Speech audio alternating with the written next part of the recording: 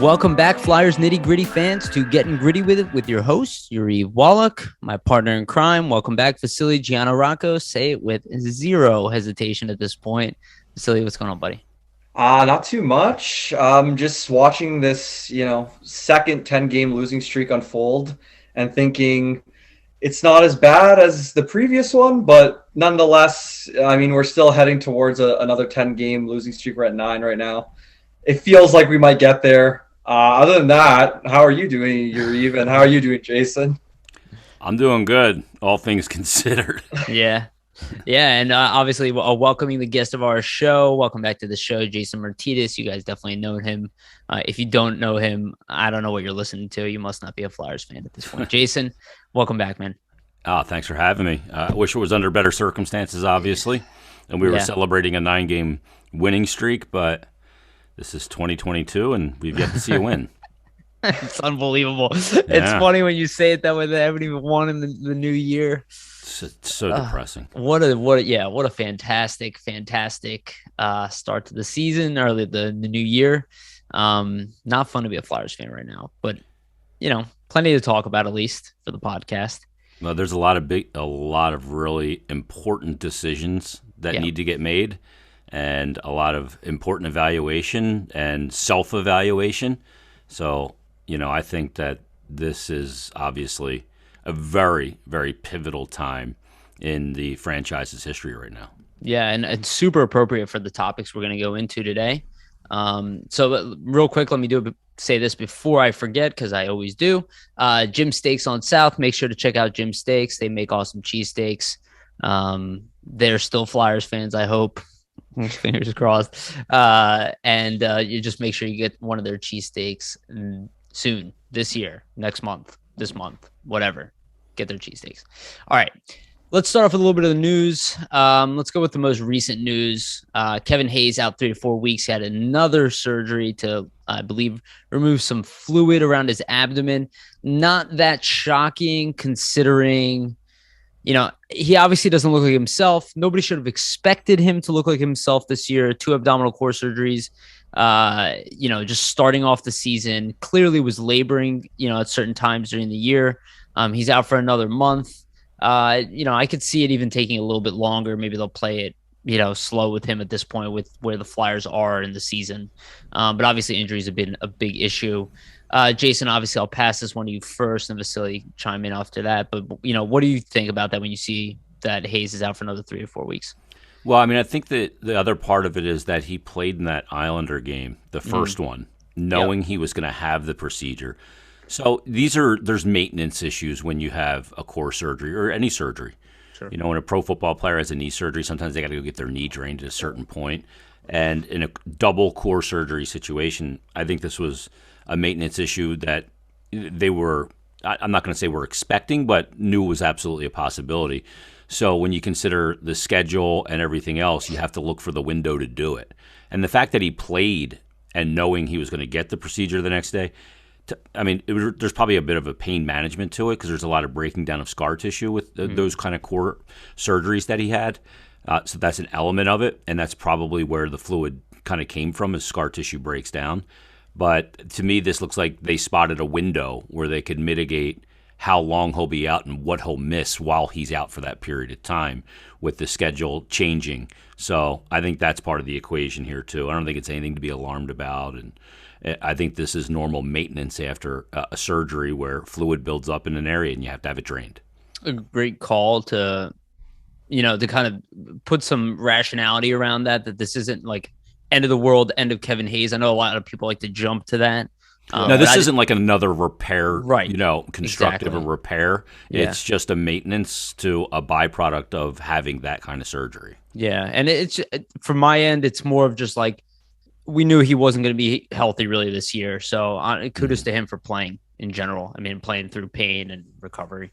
Yeah. Yeah, I agree with that 100%. I mean, we see a lot of sentiments online with, certain sects of the fan base saying, look at the Flyers medical staff handling, another injury poorly and getting another surgery for Hayes there. But I would have to say you're 100% correct. It looks like it was something scheduled, nothing that just popped up that was, just out of the blue there. And that's obviously a good thing. And I think too, no need to rush him back just with the state of where the team is at right now. You can kind of give him some extra time to heal up and just ensure, everything kind of gets put back in the correct place with the scar tissue, stuff like that. So yeah, and you don't want him to have a setback, right? Yeah, there's not an urgency standpoint for him to return but you just don't want him to have a setback and then have to have another repair surgery.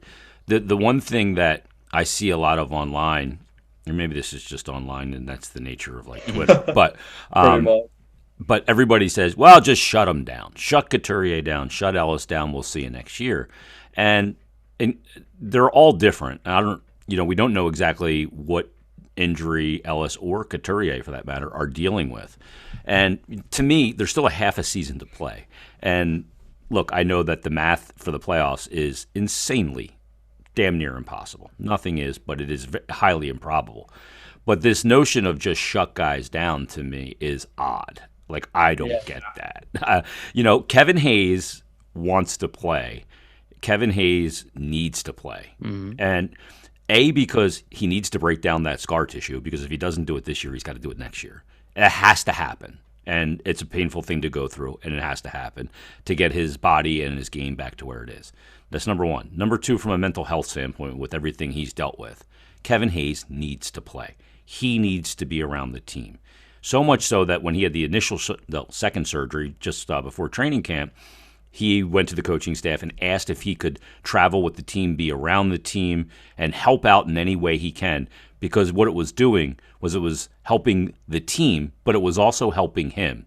And the brothers in that locker room want to do that. They want him back because they want to help him through a non-hockey, really difficult period in his life. So this notion of just shut him down, I think is incredibly closed-minded. I think that's very poignant and 100% agree with you on that. And I think it's a lot of people, I brought this up before. It's like when things aren't going your way, people want to like flip them and, flip the game board. They're just like, oh, we're done with this. Right. Yeah. But none of that is. These are pros. They don't do that. Exactly. There's zero option to even do that on the table. And quite frankly, if you have players or an organization that behaves that way, things are very bad. Yeah. So I would say, 100% agree with you. Even Ryan Ellis, if he even plays for 10 games at the end of the year, I still think if there's 3 weeks left, I get it. Like they shut Hart down last year at the end. There was nothing else for him to gain. There's still 40 plus games left. Yeah, we're not even at the midway point. Yeah, and the thing is, they're competitive National League hockey players. Like, you think they're really going to take well to their general manager saying, hey, you're shut down for the rest of the year for an injury that really you should only be out for maybe an extra month or something like that. And it doesn't serve the Flyers any good to do that, because when you come back from an injury like Hayes is having, or Couturier or Ellis, you need to play yourself back into game shape and ensure that, you can move on from that injury. So the other part of it, and the reason I think they shut Hart down, there was nothing to gain at that point. They knew that. Yeah. But there is plenty to gain for individuals like Kevin Hayes to get his game back in incremental steps back to where the level that he feels he can play at. Same thing with Sean Couturier. Do you think Couturier wants to, end his year after he's to open the year in the first 10 games of the season with 12 points, and then he hit a skid because I think he was dealing with the injury then. Yeah, I think so. Does he want to go into the offseason feeling good about the progress he made and where his game is and heading, or does he want to be chewing on this and then have to knock off the rust from basically, 9.5 calendar months when it can only be 5 months? There's a difference there.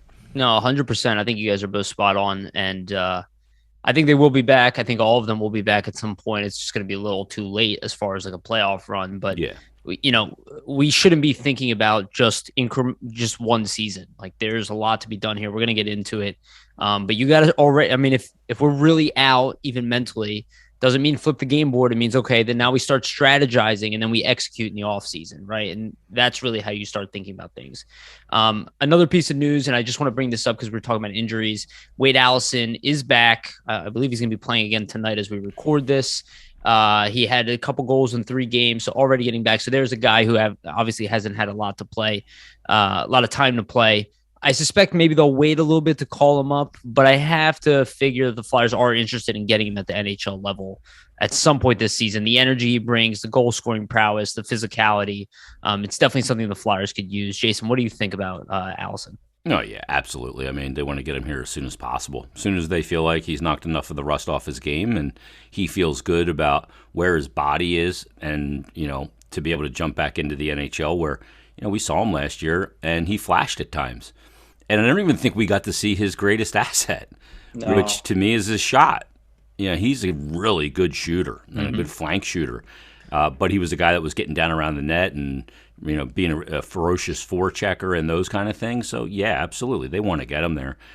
Just as soon as his game gets to where they feel it needs to be, then he'll be here.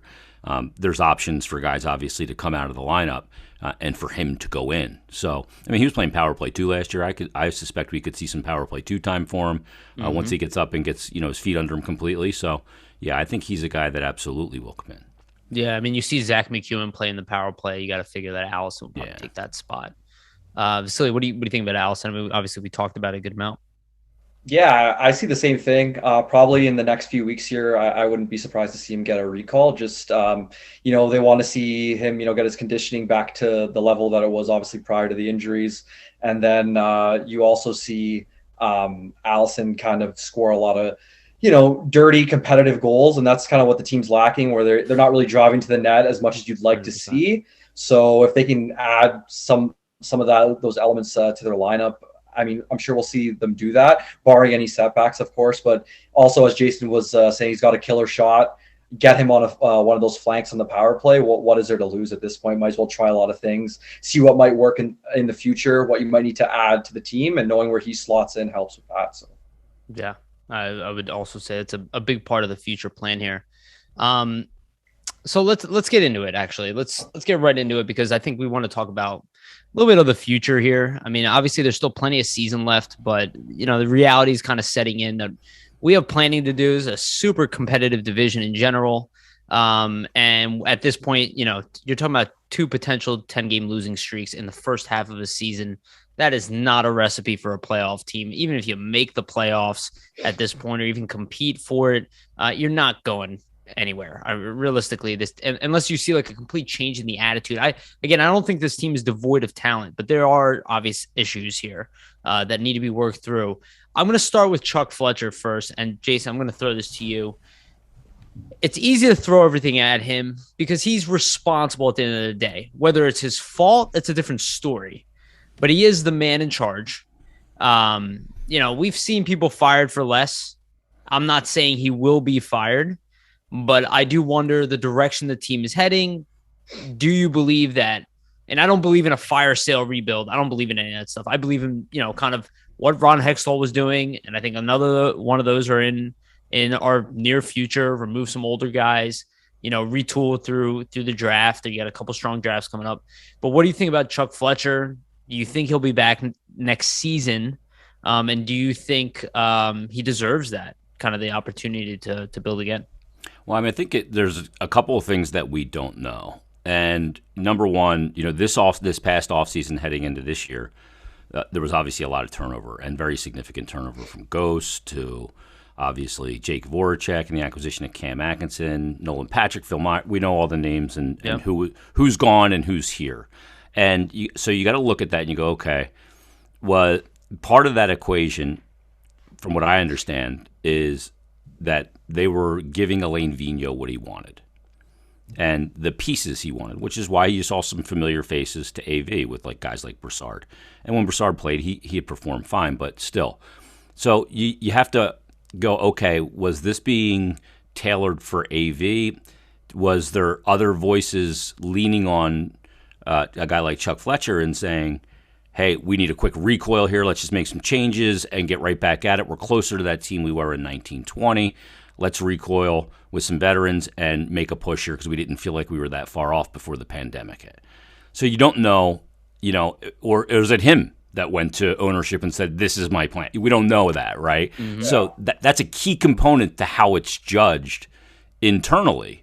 So without knowing that, I look at everything and, the team that he put together this year was, I thought, better on paper. Yep. Agreed. But there's obviously some elements to it, and Ryan Ellis does have an injury history, although the injury that he's dealing with is not one that he's dealt with before or chronic. But you got to look at that and go, okay, did he put too many eggs in a tenuous basket? You could make the case, but when you looked at it, they were a better team on paper, and the wheels have fallen completely off the wagon. I mean, I think the one thing he's got to answer for is that Alain Vigneault was the coach. And now that coach, who got a 5-year deal and was paid handsomely, is already gone. Less than 3 NHL seasons worth of games. Because let's remember, the first one was only 69, and then last year was 56, and then this year was obviously not even close to a quarter of the season. So that's one thing he's got to answer for. But I mean, I think you can't really judge a general manager until 5 years in. People are going to go, "Oh, he doesn't have a draft." Well, okay, are we ready to make that decision on Tyson Forster? Are we ready to make that decision on Zade Winston, on Emile Andre, and many others? I'm not. So, part of what Clarkey said about Chuck having, kind of in essence being blamed for, and he didn't say this, but it was intimated, the Hextall set the table, and now Chuck's sitting down for the meal. And he had some spoiled groceries. And look, knowing that Ryan Ellis has only played 4 games, I'd call Nashville today and trade Nolan Patrick and Phil Myers to Nashville for Ryan Ellis today. Because what did you give up, right? So to me, that was a swing well worth taking and may end up paying off. Hasn't yet. So no, I don't know that.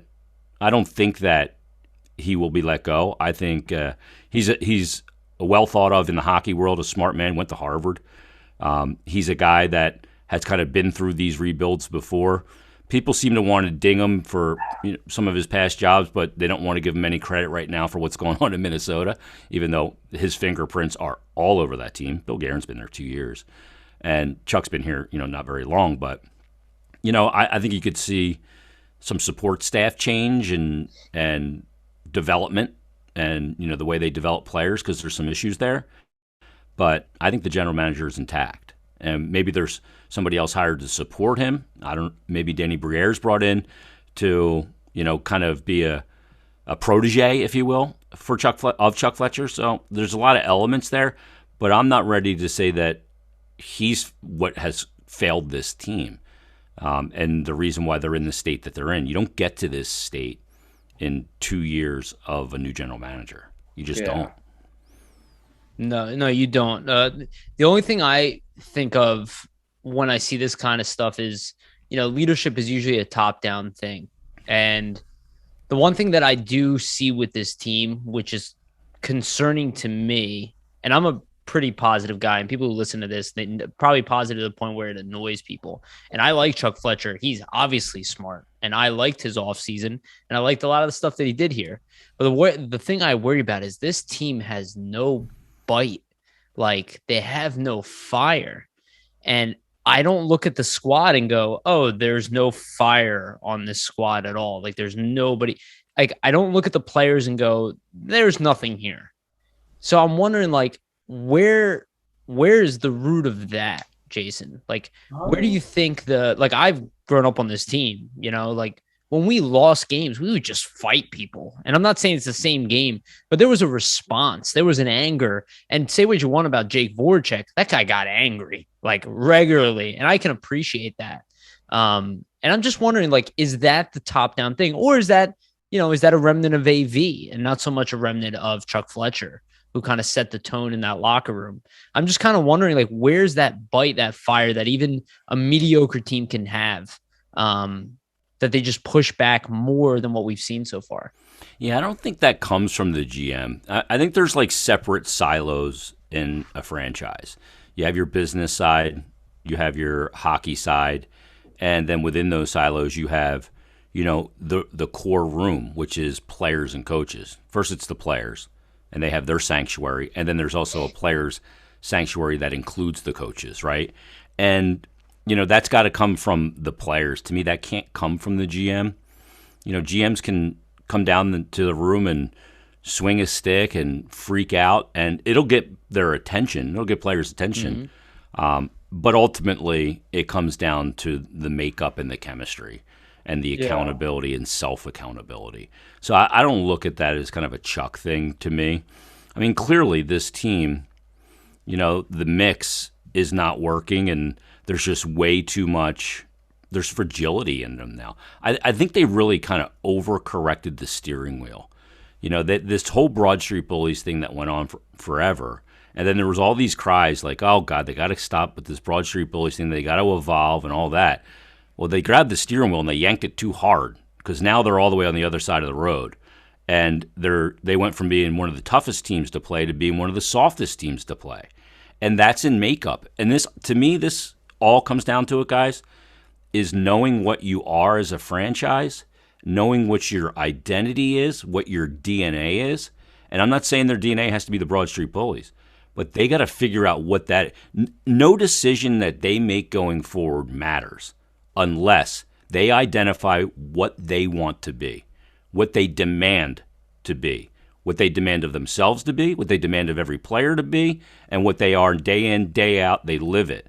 They don't act it, they live it. And you look at a team like the Pittsburgh Steelers. Have they ever changed their DNA? They've had talented players come through there, but they didn't fit their DNA. They shipped their ass right out. Antonio Brown. And he's shipped himself out of a few places too, but you know what I mean. You have to have an identity of what you want to be, and then you draft, develop, and that's what you build. And if you don't have, sports teams and organizations and anything without an identity is a loser. And right now, I think they're searching for an identity, and they got to figure that out first. They got to figure out what their mission statement is again. They got to get back to knowing what they are and what they want to be, and then going out and executing on that. If they do any rebuild, retool, whatever you call it, revamp, they got to go, all right, are we going to be a big, heavy team like the Ducks, Kings, and Sharks in the early and mid-2000s, those West Coast teams, the big, heavy teams? Or are we going to be a speed and finesse and skill team? Like, what are you building? Because you have to know, because it has to fit. And I think that is the first thing Chuck Fletcher and anybody else that he can talk to within and outside the organization, that's what they got to figure out. And then they got to lock in on it and do it.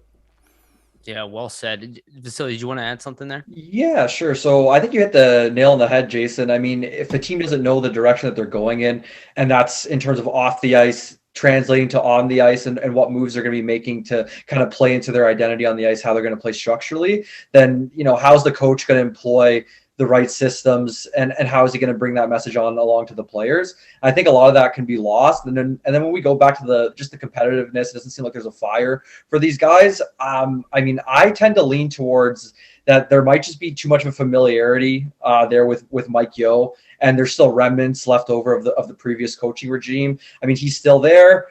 It could just be too much of the players kind of thinking, okay, here we go again, and that mindset's there, too much familiarity.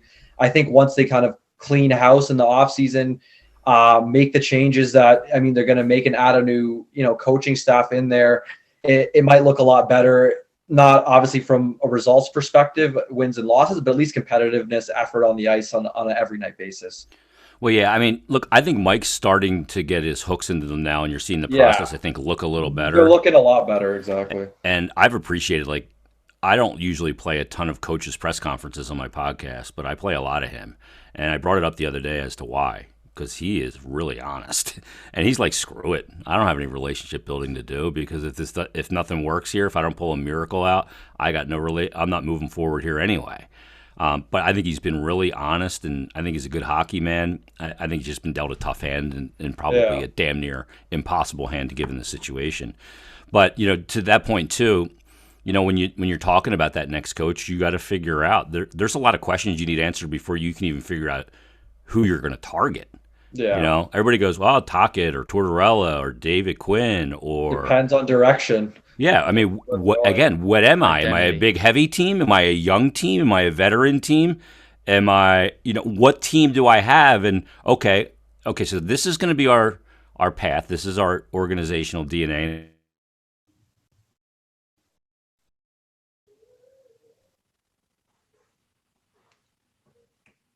Oh, I think we lost him. Well, he cut out for a second. He'll probably come back in. Yeah. Happens at least once a week. That's okay. They're two different coaches, probably. You cut out there, Jason, for about like 10 seconds. So it was great too. Yeah, they cut you off when the gold came in. We missed out the genius. Yeah. Well, no, what I was saying is just that, if you have a coach for a young team, that's one guy. You have a coach for a veteran team that is pushing the guys hard to try and get something while a window's open, and that's a different guy. So you got to figure out which path you're taking before you can even go, let's hire this guy. And then some, from a system standpoint too. Are we a team that's going to forecheck, our asses off? Then we got to get a coach in here, and we have the talent to do it. We got a coach in here that can get the most out of that. Or are we going to be a team that's a little more passive and run a 1-2-2, not a 2-1, all those things. So there's a lot of elements there. So let me ask you this, and I heard a little bit of, obviously on Flyers Daily, listening to you, so I do know some of your opinion already, but and I agree with it, right? This season, you got to work through with whatever you got. Like I said, there's 2 deep drafts back to back here. Flyers aren't devoid of draft picks. They're not devoid of young talent. That's not the case, even though I hear that echoed online. It's just not true. But there's a lot of work to be done, and there's contracts that probably could move out here. But what do you see like the steps going forward from where we are right now, right? We have half a season left. We have obviously a very important draft. We have the trade deadline. We have an important draft coming up. And then, we have an off season, and whatever happens there, I'm not 100% sure, but I like Mike Yeo as well. And I do think he was in a possible situation, and, I just don't believe that he'll be head coach here next season. And I don't think that's a fault of his, but I think the Flyers are just going to try again, kind of bring in a new attitude, try to find the right coach for these players, that type of thing. But what do you see as being the steps, as we approach, let's just say, the off season? Well, I mean, the kind of like the target dates or the critical dates calendar for the Flyers is the first one is obviously it's the trade deadline, March 21st. Yep. I mean, we're still 2 months away from that. Can you believe that? Yeah, we're at the midway point of the season. That's crazy. It's felt like it's been a lot longer with some of the games we've been seeing on the ice. Yeah, I mean, normally it is earlier normally because the season's kind of behind schedule a little bit, but. So from that standpoint, you got to look at that. And look, I understand like fans, you always want a body to show for the failure, and they want action. They want it now. We live in a microwave society. Like we want to pop the cup of noodles in the microwave and in 60 seconds after it's hot, let it cool down and eat it. But, a general manager can't conduct business that way. Right. One thing that has flipped, which I think is really important, and it's flipped just recently, is the ability for Chuck Fletcher to have hand in any trade conversations that he has. Because prior to a couple weeks ago, in this 9-game now winless skid, he didn't have hand because any conversation he had with another general manager was viewed as desperation to try and save this season. Yeah. Well, I think we can park that. Yeah. So that changes the tenor of conversation completely. Because now he's going, I'm not going to save it. I got some pieces you might want. Now, you got the desperation. It's flipped over. So now he's in a different position. Not a position you want to be in, but that's the position he's now in. He's not in desperation mode anymore, which is a horrible place for a manager to be. Horrible, because the other guy on the other end of the phone knows he's got you over a barrel. Of course. And you're screwed, So now he can make much more savvy decisions and remove the emotion of desperation. So that's big. And going into the deadline, I think we could see some moves pretty well in advance of the deadline, pending who they are. I think some scream more closer to the deadline. Like I think if Ristolainen's move, that's closer to the deadline. Justin Braun, to me, is closer to the deadline. And a guy like Martin Jones, close to the deadline as teams go, okay, we need depth here or we need this or what they bring specifically. All expiring deals. Giroux could be a little bit before that if he does waive his no-move clause, because I think there's a lot of mechanics to that one because of the no-move clause and, probably submitting a list of, a certain amount of teams where he'd be willing to go and then conversations and then putting those teams up against each other. So I think it's, up to the trade deadline is going to be really fascinating, and what they are after the trade deadline is going to be fascinating. And, then after that, you're finishing out the season all in anticipation of who's the next coach going to be. Does Chuck Fletcher remain the general manager? What are the structural changes to the front office or organization? Those are all the big things, and all the stuff, everything else will kind of trickle in and as we get close to pending, if they're able to move James Van Riemsdyk and not retain a large amount of money. Now you have cap space, how do you use the cap space? And how quickly are you looking to recoil? Are you more aggressive in free agency because you want to come back quicker and go after a Tomas Hertl? Or are you kind of like saying, okay, we may not spend to the cap this year. Maybe we'll be in the Connor Bedard conversation. Those are all things you got to figure out. But I think the fan base needs to figure it out too, because we're all going to drive ourselves friggin' crazy. Yeah. Because we're not halfway through the season. And Crazy. To live on every shift like it's a playoff game right now is not a good mental strategy. It's just not. And you're allowed to change your expectations based on recency. So, our expectations going into the year, this is a bounce back year, big year, TK, all that stuff, right? Well, if you're holding them to the expectation that you had in the beginning of the season, you're going to have to check yourself into an insane asylum. So we got to find, and I'm trying to figure it out, guys, like, what's the good that can come out of this? Cam York may be one of those. Yeah. I'm hoping Morgan Frost is one of those where I go, okay, I'm starting to see some things by the end of the year. I go, I'm feeling a lot better about a couple of these young guys, right? I like the return I got for Giroux or the return I got for Braun or whatever, right? We got to find some kind of positive in this, because even in the worst of situations, you can find some kind of positive to help you moving forward. Yeah. I just don't know what it is yet. And it is maddening. No, absolutely. I think that's really well said. And it's important to emphasize that we're still halfway through the year. But, and that's why maybe we haven't changed yet, because we're almost like we got punched or hit in the head with a brick. Totally. Because this was not the expectation for the year. No. Most people could tell me, oh, yeah, I thought this team was going to suck, but you didn't know that this was going to happen. Nobody didn't know it was going to be to this extent. You thought they'd still be in the conversation of playoffs at this point. You thought they'd miss the playoffs by the bubble, Yeah. But so what I really like what you said there, because that's where my head is at, is, well, we have time, okay? And we talk about building an identity. You didn't think this was going to happen. You have a lot of veteran guys who are on expiring contracts. Even JVR's got 1 year left in a year where his cap hit is 7, his actual dollar value is 5, right? Like you're not in cap hell, despite what I hear on Twitter. You're not in cap hell. You have another guy, Derek Brassard, who can be moved if he gets healthy again. You have a lot of guys who are on expiring contracts that teams could value. Maybe you're not getting much. Maybe for Brassard, you get a 5th round pick or 4th round pick or something. For Braun, I think maybe you could even get a 2nd round pick, just the type of value he brings. Ristolainen, maybe a 1st. Drew, obviously a 1st there, maybe a prospect as well. You have an opportunity to kind of start ahead and be like, okay, I have 2 strong drafts coming this year. Next year is even stronger. There is a plan that can be put in place now.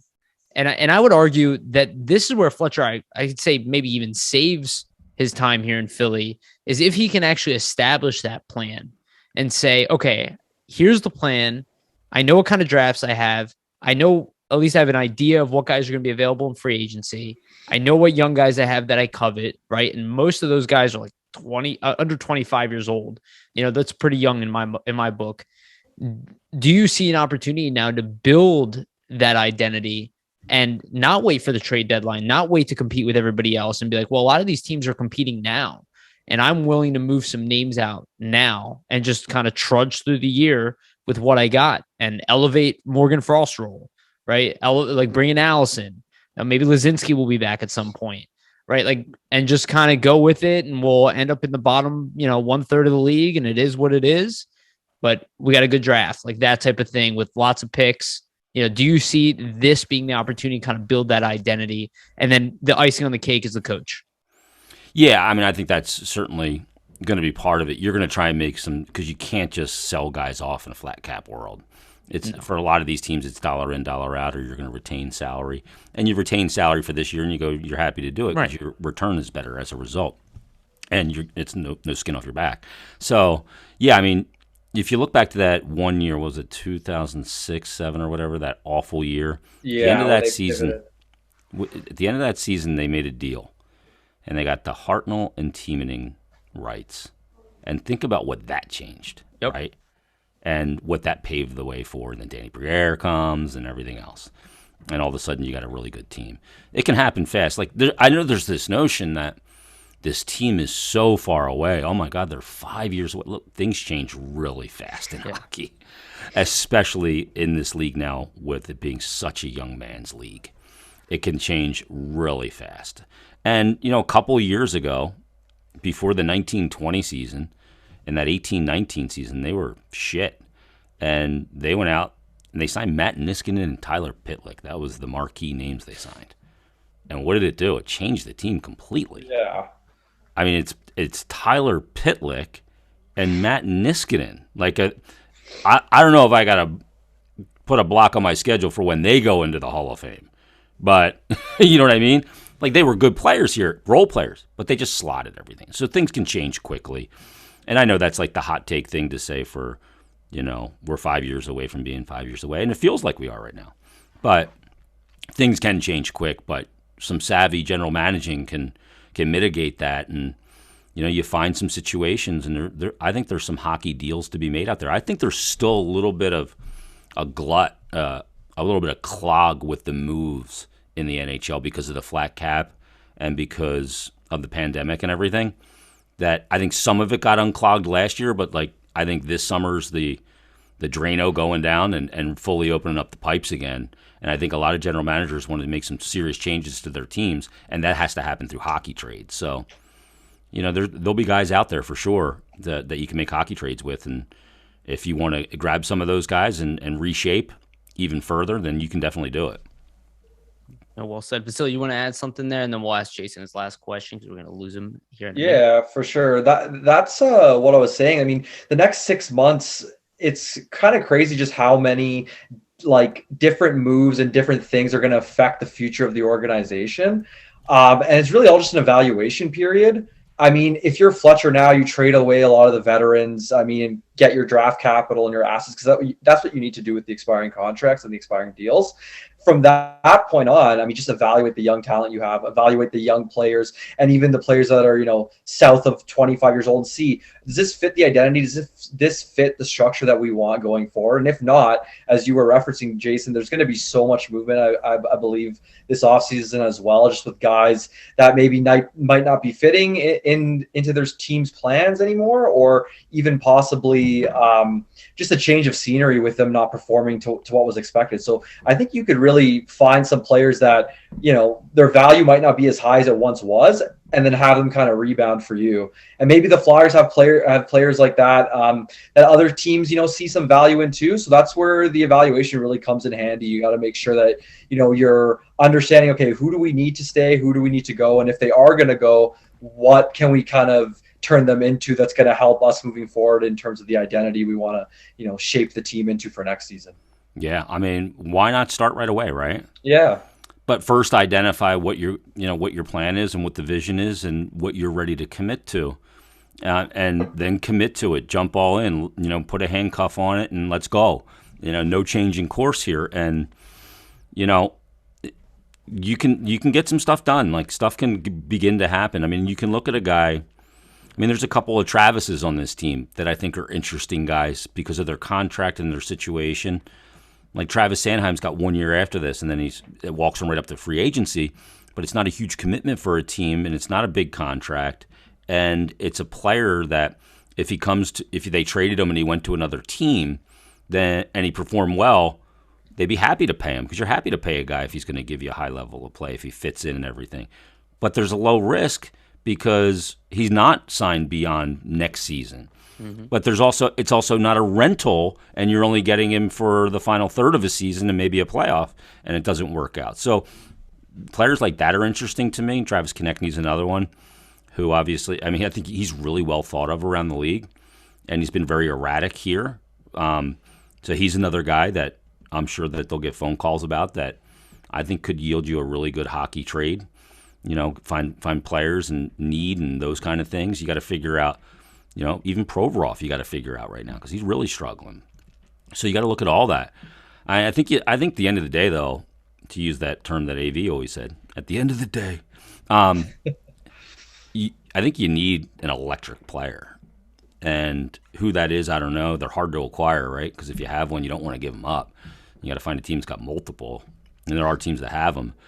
But I think you need an electric player. Like Couturier is a great player when healthy. Great player.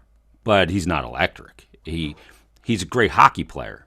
He's not a showman. You need some of those players, and maybe they're young players that come in, like you see what Zegras and Sonny Milano did with that flipping the puck. That's electric. I don't know if I brought this up to Bill on Flyers Daily. I said when the Leafs fail again this playoffs and get knocked out in the first round, I call up Toronto and I go, you got a player up here that's getting paid a lot of money, hasn't done much for you in the playoffs, needs a change of scenery. How about we send Provorov and Konechny to you, and you send us Mitchell Marner? That's an electric player. And then you go, well, then Bill goes, well, then you're using top pairing left side defenseman. I go, yeah, but my next move, I'm trading for Jacob Chikrin. So you have it all calculated. Oh, I had the whole thing laid out. So, but anyway, yeah, you got to get creative though, and if you want to get back to competing as quick as possible, which I don't know if that's the goal, but I wouldn't be surprised with Fletcher at the mandate that they kind of head towards trying to get back into contention if they can with the moves made in the offseason.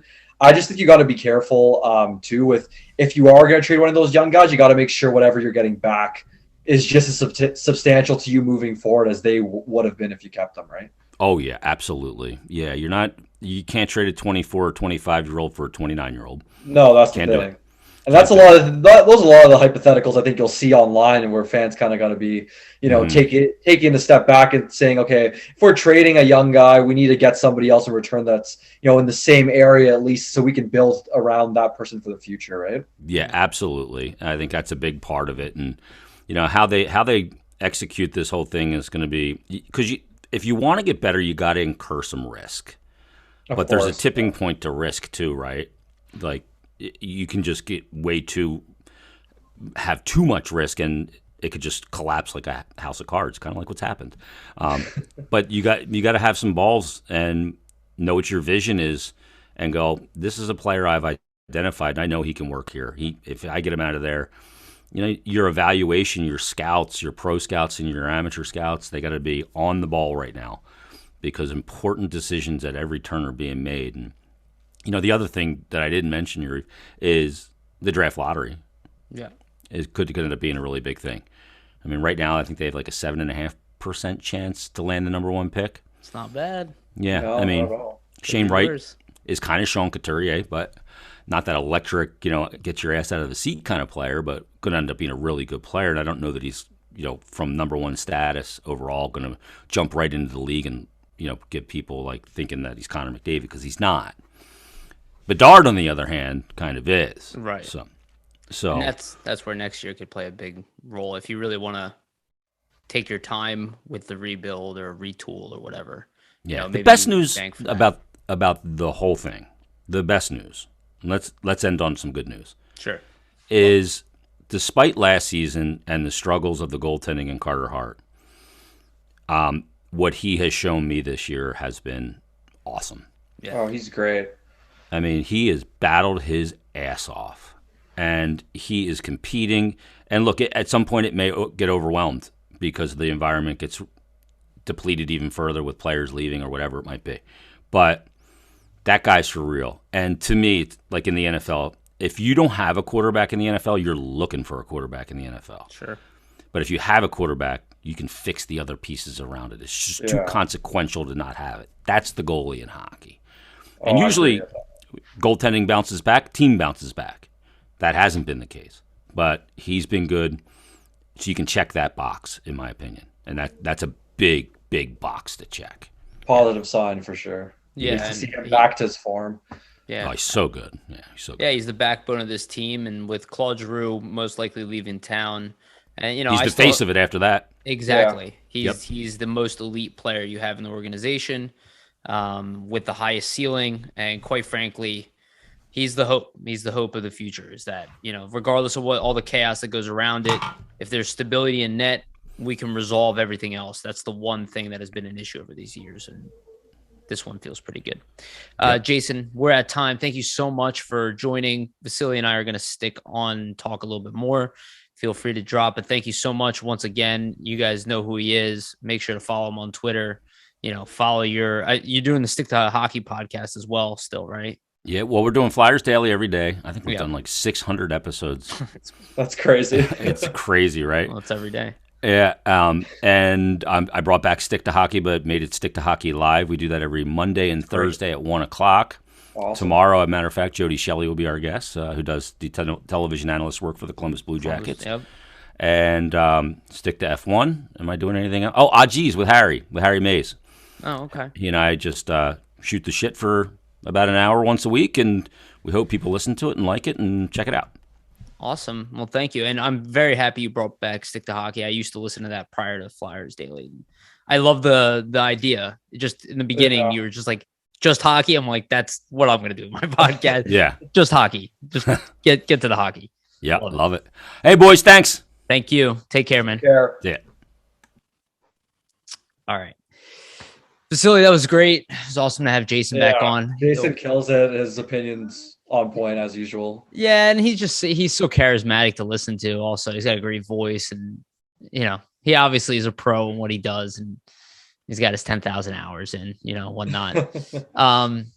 So we have some more topics to talk about, but I figure we could just riff here for the end. For everybody, heads up, our next goal, and Vasili, we talked about this, for next episode, we won't have a guest on, and Vasili and I are going to go through. So what we're going to do is, and we didn't talk about this fully, but this is my idea, Vasili, is we're going to go, separately. You're going to come up with your list of who you want to keep moving forward, and I'll come up with mine, and you come up with your off-season game plan, or, like kind of what we're doing, like what we have now, who you want to move on from. What could potentially happen, and maybe how you want to handle the draft. That's a little bit harder, but what I'm mostly looking at is like everybody's talking about fire sale. I don't think either one of us believe in a fire sale, but let's see who we want to keep, who we think is really part of this team for the future. I have a sneaking suspicion our lists are going to be pretty similar, but that's why I want to do it separately from the two of us, and we'll see how much we line up. And we'll just talk about who we want to keep from the offense, the defense, from goaltending. And if you're moving on from somebody, bring up, who you think internally is going to replace him, or how you think you can replace that person.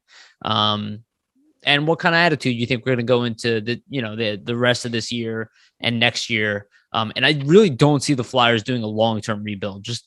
I don't know if you agree with me, but I do not see, we're going to be shit for the next 5 years. I can't see that whatsoever. I don't see that happening. Personally, I mean, I like that. That's going to be fun next week. It's going to be so fun. That's why I don't want to do it now. Yeah. But, I mean, you got to just look at who's owning the team, which everybody seems to have a huge issue with, Comcast at this point. I mean, Comcast isn't going to want to settle for a rebuild, because what's going to happen is they're not going to be filling the seats, which they're not doing right now, as the team's progressively getting worse, or has gotten worse as the season's unfolded. I mean, I see by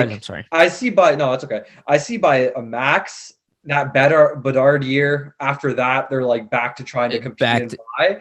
But even, to be honest, I don't even see them wanting to try to do that next year either.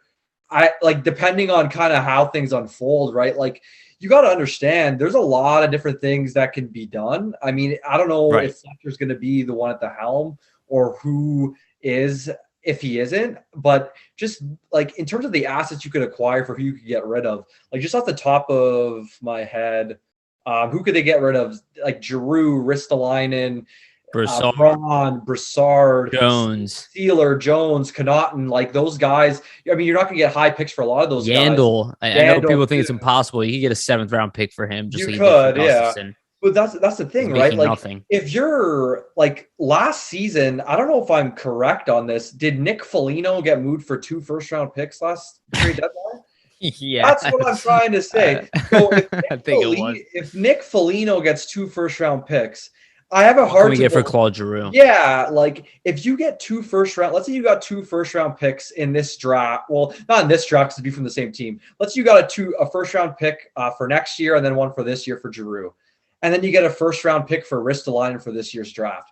That gives you 3 first-rounders in this year's draft. Do you have to pick all 3 players? No, you could trade 2 and move up and get a Shane Wright. Like there's a lot of stuff you can do if there's a certain player that you think is going to be dynamic enough in the draft that you want to target, and you have enough capital or assets to move up and do that. So like that's why this offseason is interesting, because if let's say you move up into the top 5 based on everything that you acquire during the trade deadline, and then you go ahead and let's say you don't re-sign a Giroux because he gets traded, and then you sign Johnny Gaudreau in the off season because you just freed up that cap space. I mean, there's a lot of avenues. I'm not saying they're going to sign Johnny Gaudreau or Thomas Hertl or any of those guys, but there's just a lot of maneuvering that can be done if the team does want to try to get competitive again as soon as possible. I don't know if that's the right way to go about it, but if they want to, it's there for the taking to do it. So yeah, absolutely. I agree with everything you're saying there. And I actually, I'll be honest with you, not that I'm knocking Shane Wright. I'm not even interested in him. I'm interested in Logan Cooley. That's what I was going to say too. And I just brought up Wright because that's like the big name. Yes, but I'm interested in Logan Cooley, and the position that we're in right now. Yeah, that seems doable to me. I agree. And that is in my opinion, from what, Steve was explaining to us, and I'm going to do more research on him and just the USMTDP in general as we move forward. I love that program. And if he's even 80% of Jack Hughes, that's a guy you can start your rebuild around. That's a guy that's going to be an immediate impact. If not the first year, the second year, he's going to come in like a Trevor Zegras. Like that's the type of stuff that I'm talking about here. And we have 2. I heard people say that this year's draft is not deep. I heard somebody say that online or on that's his post game. I was like, what are you talking about? I was like, you have 2 extremely strong drafts. And I was going to say this with Jason on, if we're going to be bad, this is the time. Finally, we have 2 good drafts in that process. So this is where the Flyers do have the ability over the next 2 years right now to transform this team. You're moving on from Claude Giroux, though. I really hope they trade him and re-sign him in the offseason.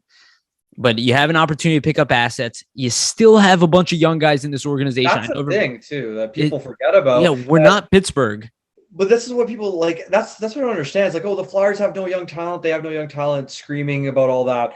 I mean, say what you want about Morgan Frost. He's not developed whatsoever. You got to give him a chance. And I mean, with all these guys getting traded, you're going to finally be able to see what he is with that, extended playing time. 100%. And just to point to what Jason was talking about, I mean, he said himself, right? Oh, you're going to look at player development. There is an issue with player development here. Yeah. Like there obviously is, to some degree. There's been regression for a lot of guys since. And honestly, maybe that's an AV thing. I'm not entirely sure. But we talked about this prior to recording. Look at Nicolas Aube-Kubel. Okay. If that doesn't wake you up to the fact that we have a development problem here, we're watching guys who are extremely talented regress or stagnate. And then that's us. Be on the second line. Well, that's us. If you keep going, well, this one's broken. This one, no. Because the Flyers had the best prospect pool in hockey for quite a while, constantly getting high grades, getting steals later in the draft. Like, people are ignoring that. This team is not bad at drafting. They're bad at developing right now, for whatever the case. And I don't think Farabee counts. Farabee was going to be a star player no matter what. Same thing with Cam York. You heard what Steve said last week, and this is something I've iterated on this podcast. Those guys who come out of the UNTDP, they're pro-ready immediately. Yeah. That whole system, they just have them churning out, basically. They already behave like pros in that system. The other guys are not getting that benefit. The guys in the OHL, they don't do that, okay? That's not the way that they're brought up. They're brought up more like kids, so they need more development time. We're not doing a great job of that here. I actually think Ian LaPerriere is a good guy at the helm of that. I really do. Yeah. And the Phantoms have been playing much better after LaPerriere got his bearings straight, and he's missing a ton of talent. That guy, literally, you could not have made his job any harder this year, and he is rebounding as a coach. But we have a problem here. I do suspect that has something to do with Alain Vigneault. I really do. We go back to what Rangers fans kind of said. With him and the younger players, that he favors the veterans and he doesn't always get the most out of his younger guys. And in some cases, I mean, even, affects their development in a long-term manner. I don't know if that's exactly what happened. Maybe we're not there, but I mean, it's something to point to, which would make sense, right? But you don't want to jump to conclusions. I just think that it's crazy for people to think that, I mean, we don't have young talent in the system, or, you know, the team what about needs to start from scratch. Like, people don't even mention like a Bobby Brink anymore. I was just about to bring up Bobby Brink, who's killing college hockey. Yeah, well, I'm going to say, yeah, he's doing a great job, and he's on a 4-game point streak right now, 20 points in his last 12 games for DU. We have nobody. We have nobody. Yeah. Don't you know? There's But nobody that's the here. thing, like just because they're not on the roster right now doesn't mean like the team isn't actively drafting players in the last 2 drafts that could contribute at a later point, right? They're not all going to jump into the NHL right away once you draft them. It's not the NFL, right? Yes, and they don't become elite players overnight. Sorry, yeah. And that's like 1% of players. I mean, everybody's kind of harping, oh, Fletcher needs to go. Fletcher needs to go. I would say there's certain areas where Fletcher might need to improve, like maybe bring I'm 50-50 on it. Yeah, I'm 50-50 with him, but in terms of his he's got one more season. I'm saying he's going to get this offseason and I think we'll so see what too. he does from there. If it's more of the same, he'll be gone. But I mean, if you're just looking from a strictly draft perspective, what he hasn't done poorly. Like he's gotten York, he's gotten Brink. Andre looks good. Denoyer looks like a steal where they picked him. They found J.R. Avon, who is also killing it. Nobody talks about him.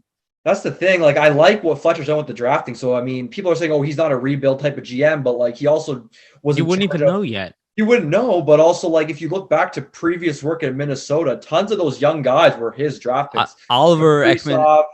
Kaprizov, Eriksson Ek, thank you. He was ridiculed for that pick, from what I remember. And look how well he's playing now. Yeah, that's the thing, right? So you got to look at it more from like a long-term perspective instead of a short-term perspective, which I think people have the focus on, just because everyone expected the Flyers to be good this year. Which I don't blame you to be mad, but no, totally. I don't blame anybody for being frustrated or wanting to flip the game or wanting a fire sale. I think you just have to take a breath.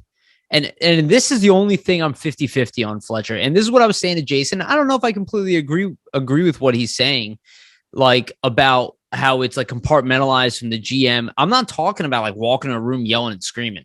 I hate that shit. I never want to see anybody do that. But Chuck Fletcher on the outside is a very milquetoast type of guy. Like, of course, he's very monotone. There's not much energy there. And I see my team playing that way. Yeah. And I go, are they taking your energy? Having said that, if you look at like Carolina, their GM is an asshole. Yeah. Their team is kind of assholes too. In fact, they talked it up for quite a bit. I don't know if that's real. I'm completely guessing. I don't think the ownership matters. Yeah. That I disagree with people. I think it matters as far as like creating headaches for your general manager and your stuff like that. I don't really think that's the case. I don't think this is Comcast's fault. I really don't. They gave Fletcher the keys to the kingdom. Yes. Like there's no buffer between him and hockey operations for presidents or anybody watching what he's doing. Said, Dave Scott doesn't know anything about hockey. He doesn't tell him what to do. That's what I'm saying. They had Holmgren interview him and pick the person that they believe could steer the franchise. And they said, here, Chuck, that you know what you're doing. We're going to give you the opportunity now. And you've gotten that, right? Yeah. Well, let's talk about Paul Holmgren for a second. And like going back to my initial point, right? Paul Holmgren's a fiery fucking dude. You look at the way the Flyers played under Paul Holmgren, they didn't take shit from anybody. No. And that's where I'm, and we can go back to ownership of like Ed Snyder. That I think it does make its way down to the team, and I don't think it's Fletcher's fault, but I do think he is responsible. Yeah. And if you're not that personality, a guy like AV is not. Yeah, you at least have to employ a coach who plays off the opposite of like the fact that you're not showing the most energy on a, regular basis. So. And that's why I wanted Gallant, because he is a fiery fucking dude who's methodical. He gets fired because he's tough to manage because he's so fiery. That's the thing. That's tough, I think, with Yo, and he's in a tough situation. Sorry to cut you off. He's a good dude. Yo's a good guy. The thing is, he seems like a very good teaching coach. He's very honest. He's a great assistant. Yeah, he's a great assistant. I don't know if he's the person to be the head coach for the future. Likely they're going to do a full house fire sale for a change up and kind of switch it all up for coaching wise. But I just think the familiarity there. I don't mean to cut you off, but I do think they'll give him the option to come back as an assistant. But I could see that, yeah. yeah, But go ahead. I'm sorry. Finish your thought. No, it's okay. I don't believe that he would, take that opportunity even if they gave it back to him, probably. But I just think the fact that he's been here for 3 seasons anyway, the players just know, even though he is technically the new head voice in charge, there's just so much of a familiarity, and there's been so much losing together with these players and him together. It's just like, oh no, here we go again. I think that's just, they're just in that perpetual falling down mode and they can't get back up. Can I say something actually to add? I think you made a great point there. I wanted to bring this up earlier. Let's rewind a little bit back to Hextall era. And again, I don't think Hextall is a shitty GM.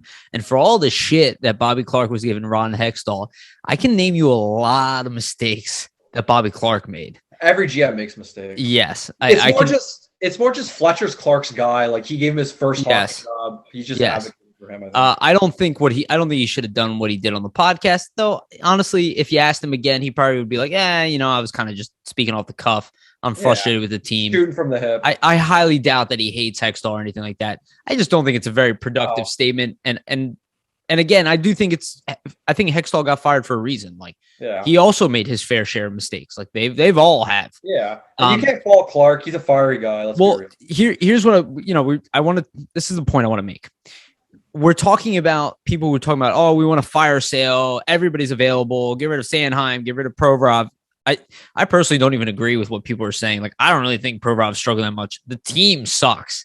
Yeah. So when I see him playing the most ice time, what do you expect to happen? Everybody sucks. Everybody sucks. So I can't pick on him. More magnified. If you see a guy playing 25 minutes a night like him, how many mistakes are going to be when he's on the ice just because of volume, Exactly. It's just, there's nobody playing up to their part except for like Atkinson and Farabee and G, and McEwen. Even though he hasn't done anything offensively, I just like his attitude. But here's what I want to get to. Ron Hextall never did a fire sale rebuild. In fact, I'd argue he's doing what Steve Yzerman does, and look how well that's working for Detroit. That's what he did. He sold off older assets. He accumulated value in the trade, even traded Braden Shen, right? Which, again, if you look at that trade, I'd much rather have Joel Farabee than Braden Shen, so people can get upset about that. But Farabee is a higher ceiling, and he's a better player today than Braden Shen was when he played for us. Maybe Braden Shen was more physical, though. I do miss that element. But it's not everything. Yeah, no, absolutely. But he made, this rebuild. We were mediocre for a while. We lived off of Giroux and Voracek. Everybody knows that. We lived off those elite guys being competitive. Our defense was a fucking disaster. You could make a case that rebuild is still affecting this team today. And this is what I talk about all the time. Mediocrity and losing is so hard to get out of. And I think that's what Bobby Clark is really referring to. If you look at Bobby Clark and you look at Paul Holmgren as GMs, that type of season was always unacceptable. They had one down year under those guys and then right back fucking up. They never allowed mediocrity to continue. And if you look at the organizations around the league, even the ones that have done these full-on fucking fire sales, they're still stuck in mediocrity. Because that losing has kind of been established as, okay, this is fine because this has been happening for so long. Yes. Which that's the main point you're trying to make, and I totally 100% agree with that. Yes. And the crazy thing for me too with the whole Hextall regime and everything like that is, and even people saying, oh, we need to have a whole fire sale, trade everybody, trade Couturier, Provorov, Sanheim, Konechny, everybody's has to be gone. It just has to, start from the beginning up. Is first off, you do that, you get all your draft picks. Who knows how long it's going to take, as you referenced, because once you're that bad, you know how hard it is to build your team back up. It's not an easy feat. And the second thing is, look at Detroit and what they're doing. Did you see Steve Yzerman trade Dylan Larkin, trade a Tyler Bertuzzi? Nope. No, he kept them. He added veterans at the end of his career recently. Yeah, that's what I mean, right? Like, you're not going to trade a Provorov, you're not going to trade a Couturier, you're not going to trade a Sanheim, you're not going to trade a Konechny unless it actually makes any sense, right? Like, if you can trade, I wouldn't make that trade that he referenced, by the way, for Marner. Personally, I wouldn't either, because living in Toronto, I see a lot of Mitch Marner. I would trade Konechny, but I'm not trading Provorov for him. Well, yeah, and you were not going to get Marner for Konechny straight up. That's just but you have to add. Yeah, you have to add. Do you want his $10.5 million cap hit. No, and that's my thing. That's my thing with Mitch Marner is until he shows that he can do it in the playoffs. That's somebody you want to build around. That's why the Leafs would be Jack Eichel. I would have done that for. That's the thing. Eichel. If you go back and I mean, who knows what the pieces Number would one have been? Center. Who knows what the pieces would have been? I would have gone for Eichel. Konechny, Patrick, right? Yeah. And Myers. If you first. You know what? If you tell me that was the price, I probably would do. I would have done it. I said at the time I would have done it. Yeah. That's the type of guy that while I do think Marner is an elite offensive talent, he is not a franchise caliber. Not the building block. He is like the way I see Joel Farabee, where like he is a great player that will be on my top line. He is going to produce points always, but he's not my Claude Giroux. He's not the franchise. He's not an Austin Matthews, which the Leafs have. Exactly. And you can make a case that John Tavares used to be that guy. There's remnants of him. Yeah. And again, I don't have a problem with Toronto Maple Leafs, and I don't have a problem with Mitch Marner. I just think he's slightly overpaid. There's not a big difference between him and William Nylander. And there's a huge gap in the price. Also, you look at that Nylander contract, it's pretty good now. But that's the thing. If you're going to trade those young guys, you want to make sure at least you're getting back a bona fide, franchise player to build around. That's the thing. Where you see a lot of, people online, and I don't know, we keep referencing Twitter, but it's a big part of hockey world. You see all these people on Twitter just saying, "Oh, trade Provorov and Sanheim for like anything you can get. They're terrible at this point." Like, you can't go about doing that, and that's why I think it's not even true. Yeah, but that's the thing. You have to realize that the league values these guys so much. Versus hold on. Let me just say, Provorov at the rate that he's going is on pace for a 30-plus point year with potentially 10 goals and 20-some assists. How is that terrible? Playing 25 minutes a night on a team that can't get their shit together. That's what I mean, right? Same thing with Sanheim. I mean, he's on pace for, 25 plus points, and he's a plus right now. And again, if you take either one of these defensemen and you put them on Colorado, for instance. Yeah, or a winner. Yeah, Tampa Bay, you're going to be fucking kicking yourself watching them produce to a level that you were hoping they would be like, here, we need to fix here first before we start being like Provorov's, bro. You're just going to do it to the next guy. You're going to do it to Cam York next. And that's the thing. You trade away one, young defenseman, young forward who isn't even 25 years old yet or just turned 25. You're going to have to replace them at some point. And then, development, there's growing pains. There's stagnation in certain cases. I mean, we don't want to lie and say that some of these guys haven't regressed and they've had better seasons previously. That's true. But that does not mean that they can't return to that form. 100%. That's exactly the right way of saying it. I mean, you can make a case that Sean Couturier regressed because of that injury. Kevin Hayes regressed because of his injury.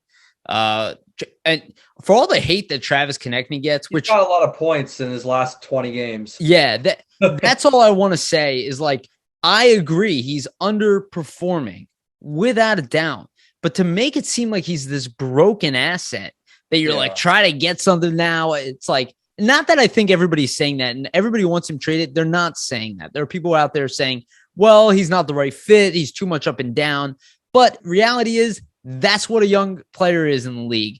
You're not supposed it's a young man's league as far as filling out your roster. It's not a young man's league as far as taking that roster to the next level. And I'll bring up the New York Rangers over and over again. That team is not killing it because of their first overall picks. No. They're killing it because a lot of those guys from their short rebuild when they wrote that letter are still with the team.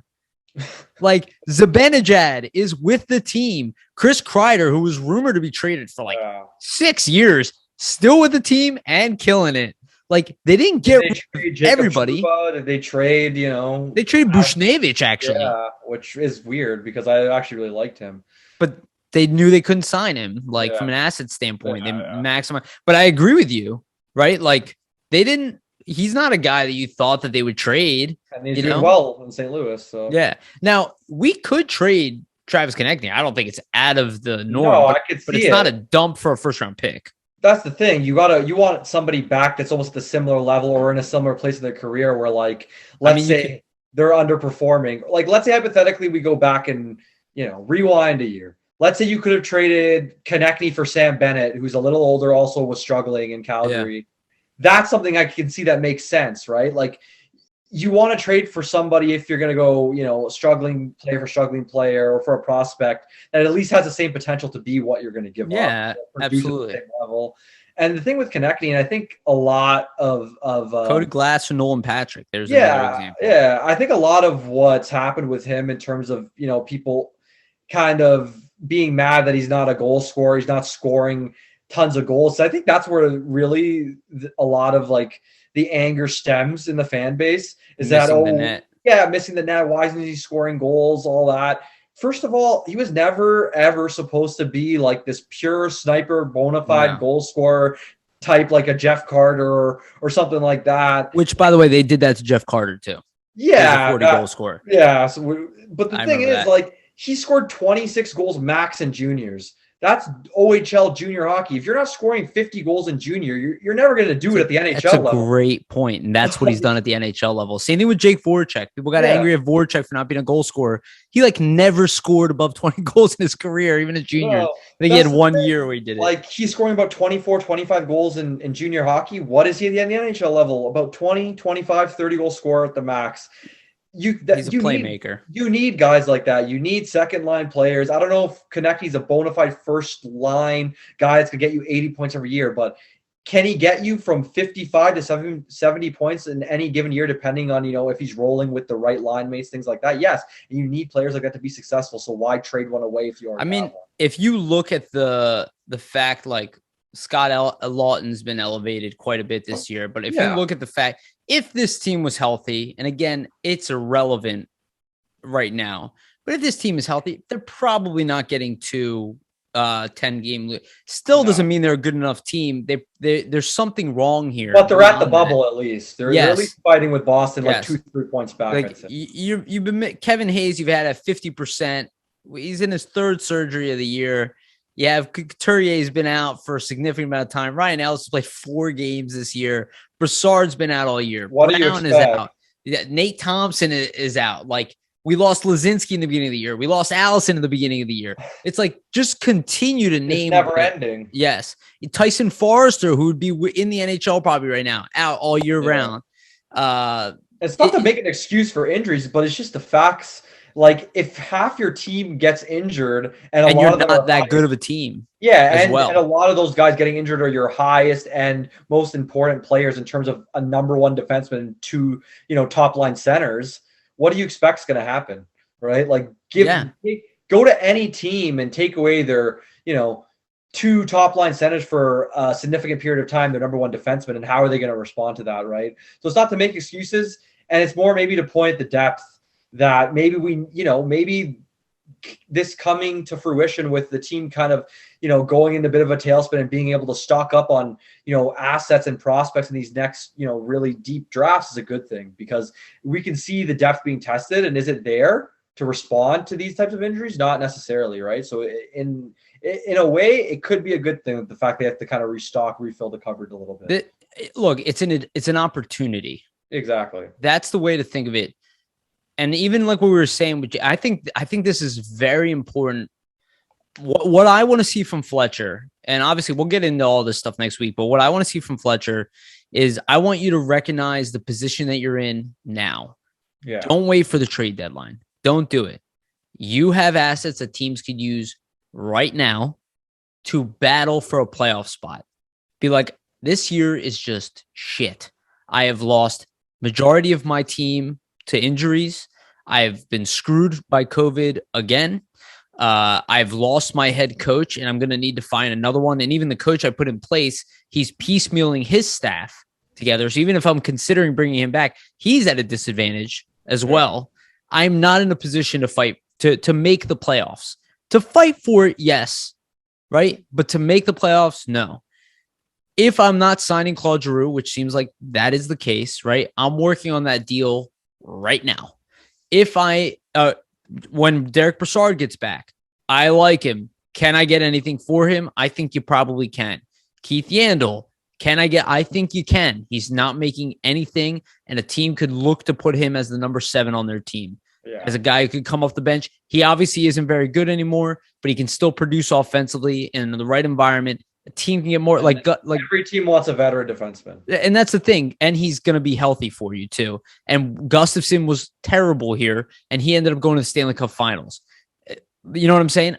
I'm not saying Yandel is a good player. I'm saying that he could have value in a trade. We really don't need him here anymore if we're not competing for a playoff spot. That's why he was in here. And obviously Cam York is too good to go back to the AHL. You have guys already that you can move on from.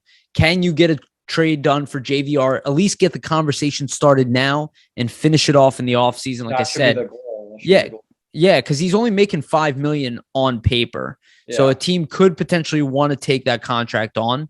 He's still got more to give. If you retain, let's say $2 million, I could see him being very attractive. I mean, it might be hurt to retain some, but if you can get a way better return for 1 year, I would do it worthwhile. Yeah, for 1 year, why not? And if you're not going all in next year, it might be the right move. It's better than buying him out. Exactly, and it's going to be prolonged at that point. The cap exactly.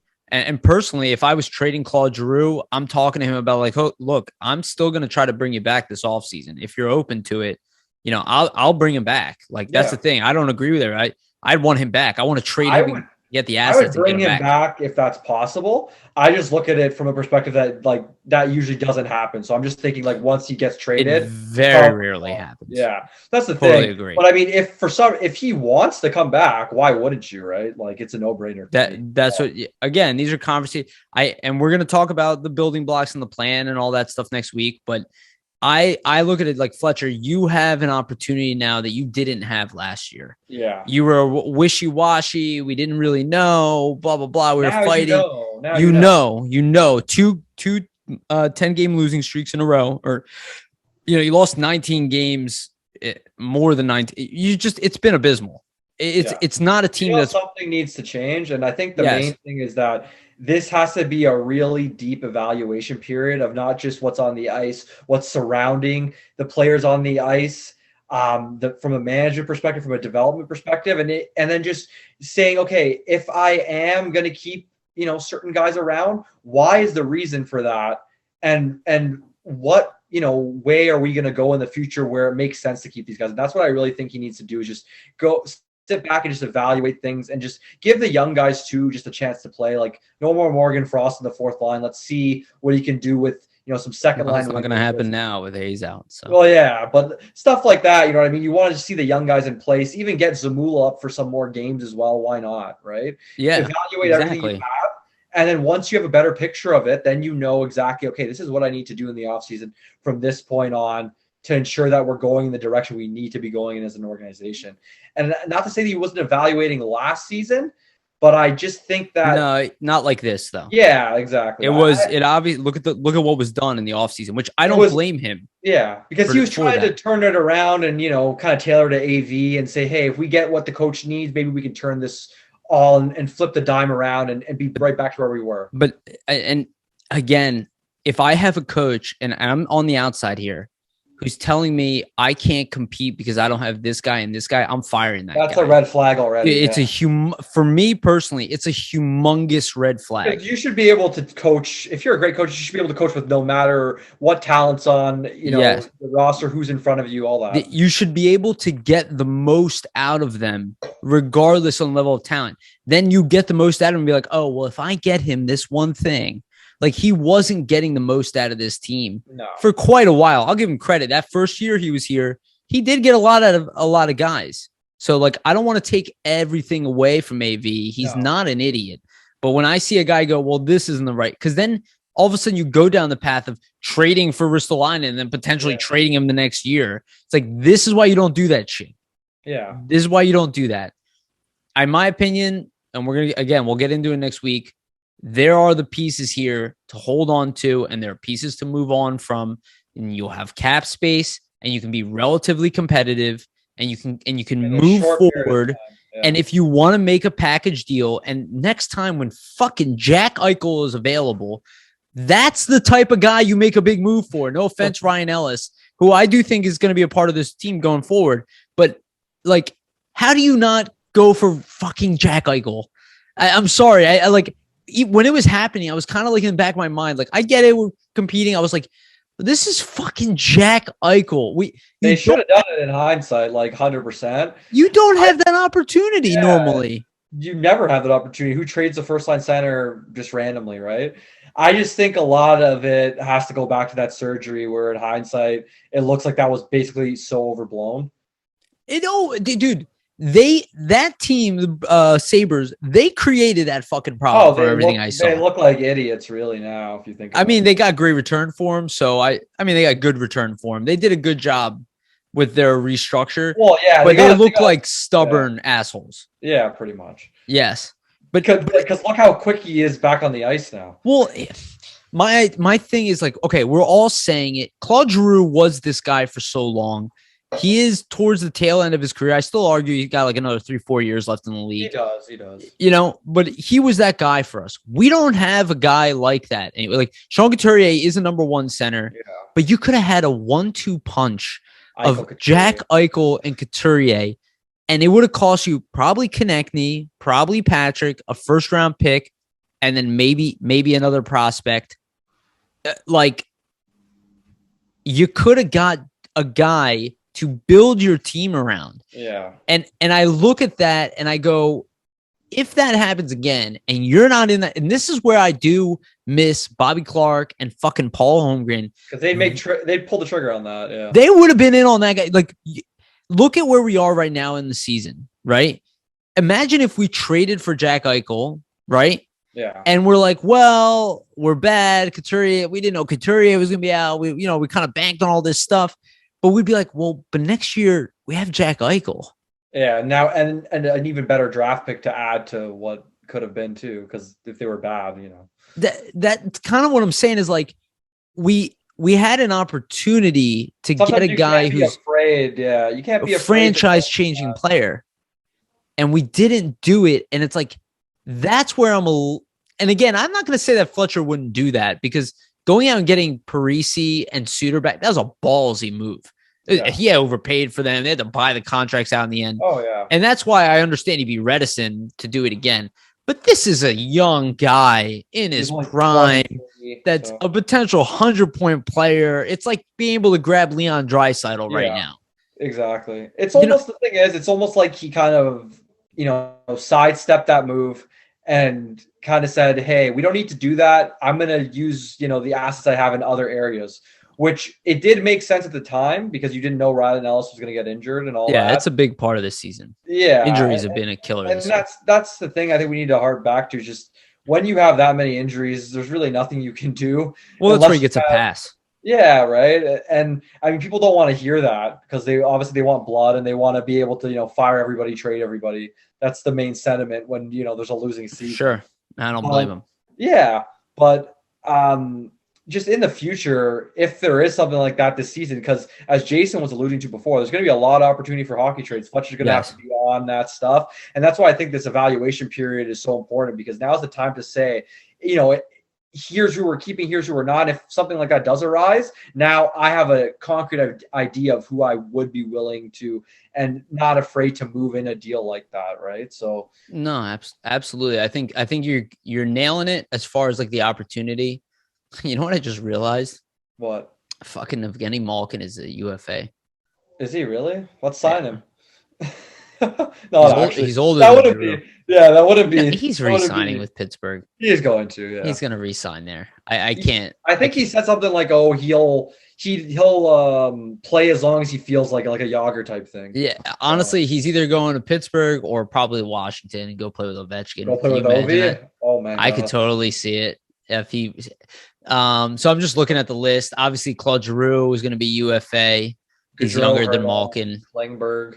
Yeah. Malkin obviously still has it though. PK Subban will be available. That's Phil great. Kessel. Patrick Laine is an RFA. He'll probably get re-signed. Wow, he's also underperforming to some degree. Not terribly, but no. Chris Letang, he's gonna get re-signed. Oh man, Ron Hextall is in trouble.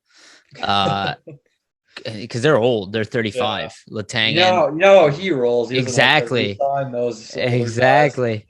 Matthew Tkachuk is going to be an RFA.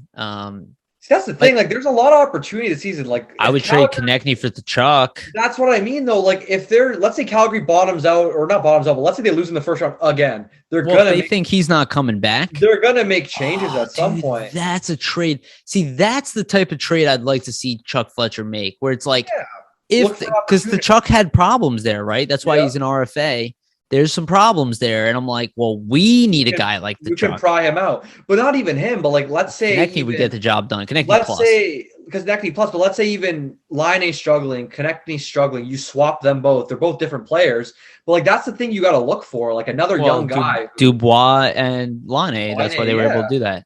And I would argue Dubois is outperforming Laine, I think. He is, yeah. Which is not surprising. Joe Pavelski is going to be a UFA. Watch for Johnny. 37. That's all I'm going to say. Watch for the hometown factor. Yeah. Johnny Gaudreau is going to be 28 years old. He will probably be the number one UFA available. Yeah. Just gauging his age. There's always been that, thought that he wants to come to Philly and play here at some point. I don't know if that's in the cards. I definitely think it's in the cards. I 100% think it's in the cards. If you're not re-signing Giroux, if they do move on from Matthews to Chuck, I imagine they're going to be re-signing Johnny. Yeah, that's true. One or the other.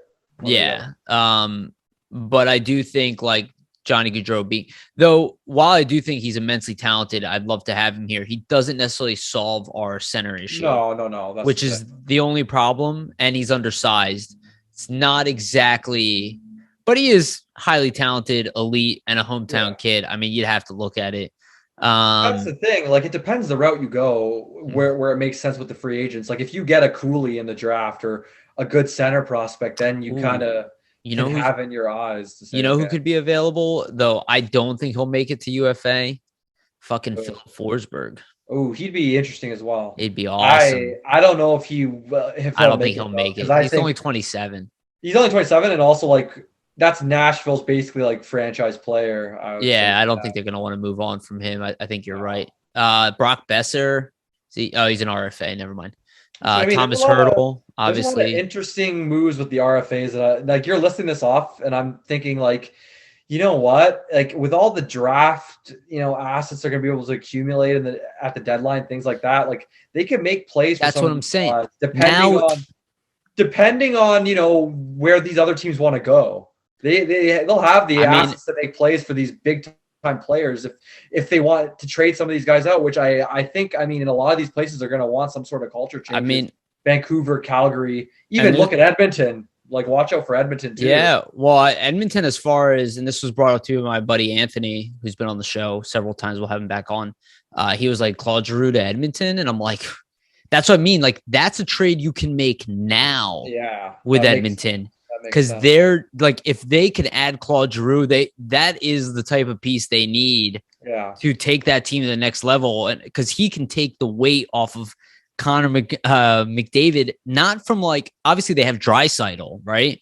Yeah. But and they just got both of them, Evander Kane. Yeah, but like he is an actual seasoned captain where McDavid was a kid when they put him in there. Like 20 when they gave him the captaincy. It was so dumb, dude. I said at the time, people like laughed at me. I'm like, why would you do that to him?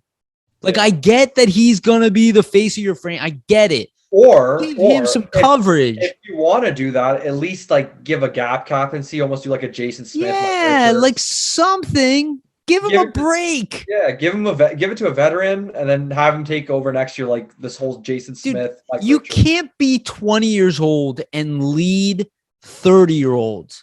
It's not happening. No matter how talented you are, you have to have the right words to say. He has it. He's a special guy. Why would you make his life even harder? Just adds to it. I just don't get it. Like, I don't get it. I feel like people like laughed at me, and I'm like, yeah, but it clearly is. Like, look at the way he handles the media at times. People like shit on him, and it's like, he's not supposed to know how to handle you guys. Yeah. Like, now he's getting it.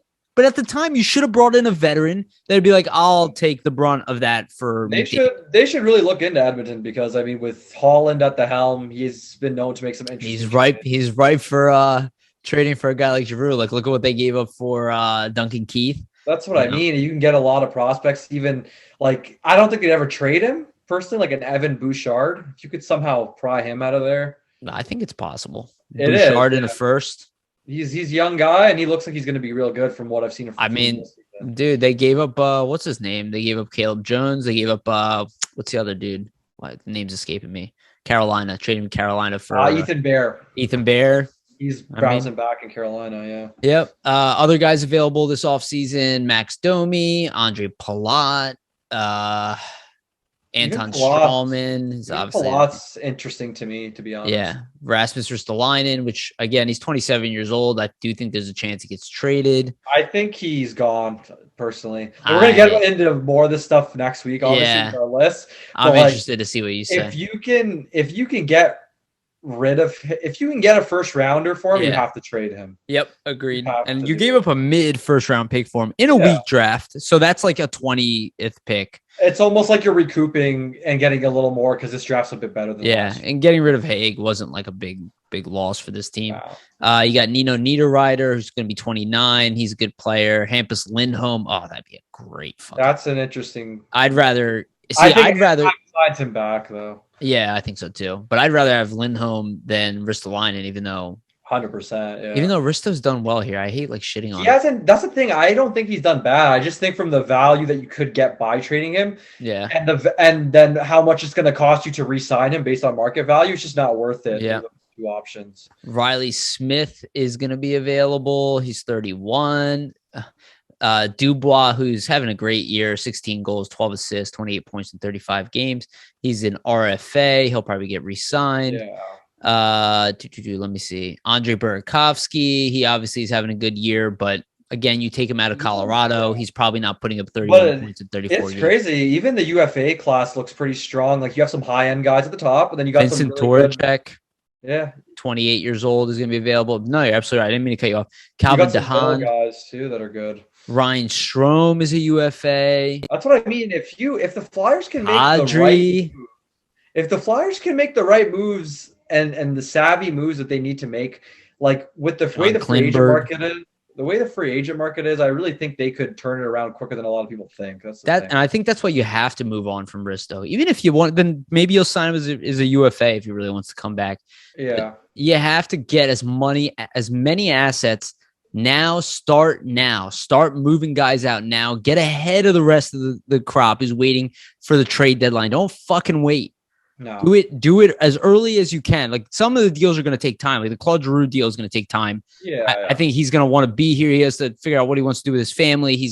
Has all the control. You got to build like a mini bidding war for him. You know what I mean? Like some of these are going to take time. Like the trading Justin Braun, who's great here, or Jones or a Yandel or those guys. That can be done. Dude, call up Sandstrom. And again, I think we're still a little too early. But I think once February hits, once you hit February, you're in that conversation. Josh Manson is going to be available. John Klingberg, Oli Mata. Again, I don't know if Klingberg is interesting. Klingberg's interesting. Klingberg is very interesting because he's underperforming. Yeah. And again, if Ryan Ellis is healthy and he's still locked up, it kind of changes our plan for the defense, and it also makes Risto a little more expendable. Ricard Raquel is a guy I really like. He's going to be a UFA. He's tenacious too. Yeah, Nikita Zadorov is a UFA. There's your fucking Ristolainen replacement if you want. Yeah. Paul Stastny is going to be a UFA, though he's old as shit. Will Butcher, Dominic Kubalik, Jake DeBrusk. Kubalik's a UFA. That's interesting. Oh no, I'm sorry. He's an RFA. Oh, okay. I misread but that. Even there for Chicago, I feel like there's a ton. They might resign him, but that's the thing, right? If he does the right evaluation and then thinks to himself, okay, this young guy, I don't want him anymore. We're moving in a different direction. Yeah. Let's try to trade him for a Kubalik or for another young RFA. Jake DeBrusk. That too. He's probably going to get traded. Yeah, he's an RFA. He'll probably get traded. Andrew Kopp is honestly, even that whole Tarasenko situation. He still wants to get traded, apparently, even though St. Louis is doing really well for JVR. Yeah, let's go. That's what I wanted to see. Yeah. Last offseason. It would have been Voracek would have been the guy to get that done, not JVR. Exactly. Brian Rust is going to be available. I feel like he's going to get re-signed. He probably will, but also I don't know. You just remove guys like that out of Pittsburgh. I don't know what it's going to end up being. Dude, I mean, they're a good team though. Hextall's not in the They position he are. was here. Like Yeah. they're like fighting for first place. Kasperi Kapanen is an RFA. Dylan Strome is an RFA. Man, There was rumors he wanted to get traded too out of yeah. Chicago. Oh, he's regressing. That's why he was doing really well and now regressing. Anaheim's Getzlaff. He's gonna retire. See, that's what I mean. Like Giroux is our Getzlaff. Pretty And much. Giroux, I would argue Giroux's better than Getzlaff. At this point, yeah. Yeah, because Getzlaff's 37 and Giroux's got that. See, that's what I see Giroux doing. That's how I saw it happening. Is here to 37. That's the thing, though. You Like know? with Getzlaff, it's easier because he won the cup already with them, so they're kind of Great just like, point. yes, we'll You're keep him absolutely forever. That's the thing with Giroux. He hasn't got the cup. The cup factor still there. So Yep. that's what it is. At this point, I mean, it just doesn't make sense. You got to let him go. Of course, if he declines and wants to stay, you can't do anything about it. He has a no move clause, but Yep. the team has to approach him. I don't think he's gonna decline. No, I don't think he'll decline a trade. Because just what? to show, oh, sorry. Go ahead. No. I was gonna say because what is the point of declining? Like Yeah, I can see maybe you want to wait till the trade deadline itself. That I can see. But unless you are re-signing here, you have to move anyway. And I can't see Claude Giroux being as competitive as he is, being like, well, I don't want a chance at a cup. No, he's going to take the chance of the cup. He'll fucking take his family with him. He's got 2 babies. They're not going to school. Yeah. You take them with you. You get a place somewhere else. You fight for the cup there. We didn't even bring it up, but the restrictions for COVID are going away worldwide, by the way. Oh, America, catch the fuck up, and Canada too. No offense. That shit is going away. Like, go out there if you know what I mean. Like, go fight for your cup, and if you really want to move back to Philly, there's a home here for it. If he wins the cup, I mean, who knows? I can see. Can you imagine? Oh my god, that would be so great. The Flyers get like a high end prospect and a first for him. He goes off, he wins the cup, and then comes back and re-signs here in Philly. That is such a romanticized view of what's that's a Cinderella story, but like that's the best way to look at it. He but brings us the ring. We're like, yeah, at least you got it. At least you won, man. Yeah, we suck. The thing that's crazy for me is that like Mangiapane. Also, that's a good look too from Calgary's doing great. Yeah. But like Giroux, I mean, we're still so early. It's still so far from the trade deadline. Like I think LeBron said on a radio hit earlier on one of the TSN affiliates that Giroux hasn't even gone to the Flyers yet about the deadline. He hasn't even gone to his agent yet. There's 9 weeks until the deadline, everybody. You have to take a deep breath. I know it's mid-January, but there's a lot of time to go. It's going to take time. Giroux, that's a discussion that's going to happen if the Flyers don't turn around their season, which, I mean, they not can't. going to. If they have to go unbeaten to make the playoffs. It's going to happen. They literally have to go on a ridiculous...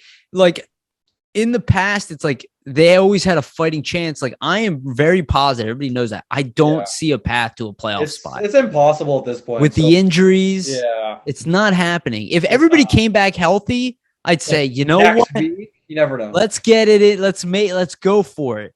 But even then, the way we're playing, even though I'd argue it's actually getting better. Process-wise, for sure. I do think that there is a difference. We said this before between the 10-game losing streak under AV and the 9-game losing streak under they're actually playing hard. Well, lost like everybody at one point, which obviously contributed to this losing streak.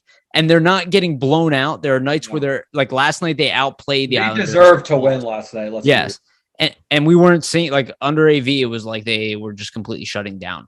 Yeah, they're just giving up, right? So that's the way to look at it. And I mean, next week we're gonna dive into all this stuff, all this. I can't wait. It's gonna be a fun episode. Dude. Oh yeah, all this. Come with your list. Talk. I can't wait. I feel like there's gonna be some surprises on both. So everybody keep an eye out for that and keep an eye out for surprises. Well, I'm actually interested to see like if we actually align as much as I feel like we're gonna align 80%. And then we're going to have a couple that I probably will say that you're going to be like, oh, well, interesting. Okay. And then you're going to say some stuff. I'll be like, well, I guess maybe we should do that. You know, like that's kind of what I'm hoping will come out of this. Though I do suspect like, again, I look at our cat, like if I'm on Cap Friendly, to me, it's very clear. as far as what we should do for like 80% of it. I'm like not really. So we'll do a quick sneak preview before we end. Who's your one untouchable right now? Outside of Hart, because he's obviously that's mine too. That's the given. Carter Hart. Well, I mean Joel Farabee is my. Don't add him either. Yeah, okay. Because those are the easy ones. I mean, if we take it all three positions, Hart, Provorov, Farabee. Okay. And though I would say Cam York is also on that list for me. I have no interest in moving him. And like I'm open to, and honestly, I'm not interested in moving on from Sean Couturier. I know other people are probably going to bring that up, but I have no interest. Especially if you're going to do even like a mini, like you need stability. You can't just be like, oh yeah, everybody that you guys relied on is gone. All you kids have at it, Hoss. Like you can't. That's not real. He's a good captain, and he'd be a good captain. Exactly. We need a captain. The younger guys to model their game. Exactly. He's the right guy. He plays both ends of the ice. So it's like, all right. Yeah. For me, it's Sanheim. Don't trade Sanheim. Don't do it. Really? See, we're already a little different. So we'll talk about it, like who you want to keep moving forward. Again, from the forwards, like, and you can go AHL deep too. Like, like guys from the AHL, if you'd be like, well, I want to hold on to this guy because he's going to replace this dude in the lineup, or I think he's a big piece of the Phantoms. But we don't have to go all through the Phantoms. Do a full breakdown though. Yeah, just look at like cap friendly and who the Flyers have under contract. That's because some guys have AHL contracts and like that doesn't really matter. And then we have like, like Zach McEwen is going to be a UFA. Like, whoa, how do you feel about him? Brown has another year on his contract. Obviously Nate Thompson is probably going to retire is my guess after this. Yeah. There's Yandel, there's Jones, there's there's a lot to get into. Exactly. There's so many guys on this lineup that, we can give an opinion on what we think we should do with them for the rest of the year and then going into next year. And that's going to be a really fun episode. Not going to lie. It's going to be great.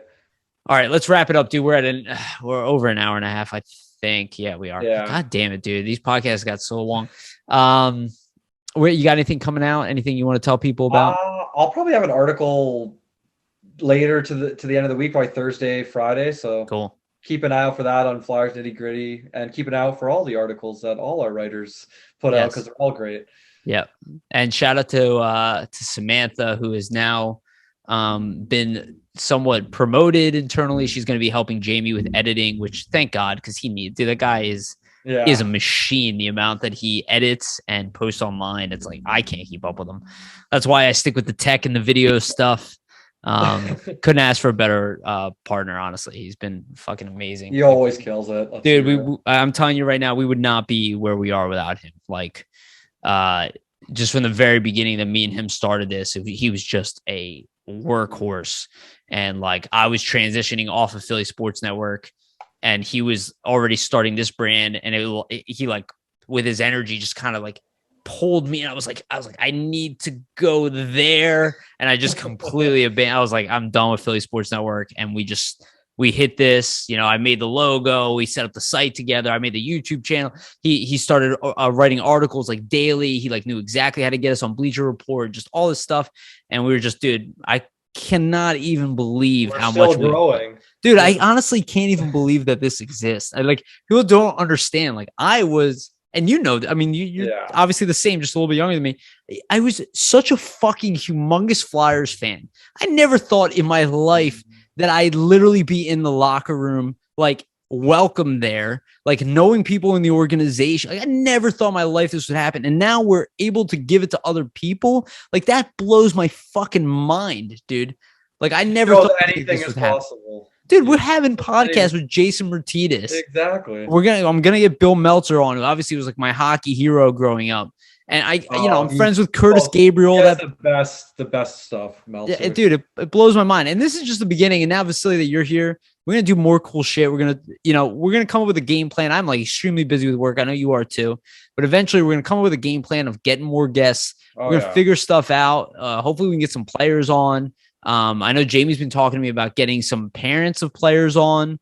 That'd be great. The amount of people that Jamie talks to, I'm telling you, people have no idea how many people Jamie talks to. The connections are crazy. He's literally worldwide at this point. Dude, there's like several Flyers players that talk to Jamie on a regular basis. There are prospects that talk to Jamie, like their parents communicate with him regularly. It's kind of crazy. So guys, the main point is subscribe, because yes, you'll miss out on all of this if you don't. Yes. And honestly, if you guys have any suggestions for the show, stuff you want to see, like DM myself, DM Vasili, like let us know. And actually, I should be doing this. I never do this. We're also on Spotify. I never bring that up. We're on Spotify and Apple Podcasts. I don't even know what our numbers are on the regular. We have to like look them up regularly. Yeah. But if you guys can add reviews there, it definitely helps for recommendations. So and if you're on the go, you can listen too. It's not always have to be on YouTube. So yeah, absolutely. Because obviously you have to have YouTube open. So Spotify is available. That's posted the same day, unless I screw up. Same day as the YouTube. That never happens. No, it never happens. Only happens like a lot. But yeah, thank you everybody for listening to us. It's been awesome. And obviously having Steve, I'm gonna get Steve Cornianos back on here. Like that was a great episode. It was awesome with Jason too, even with Craig the week before. We've been with the guests. Yeah, dude. And I think I'll reach out to Russ Cohen again, and there's other guys we'll talk to, so we'll have them on also. And again, if you have like recommendations of people you want on the show, you can let me know too, and I'll try. It's not always easy to get a hold of people, but if you have anybody in mind, I'm open to it. Yeah, we'll try our best to get them on for the fans, and hopefully they'll enjoy, the episodes to come. And next week's big breakdown, state of the organization.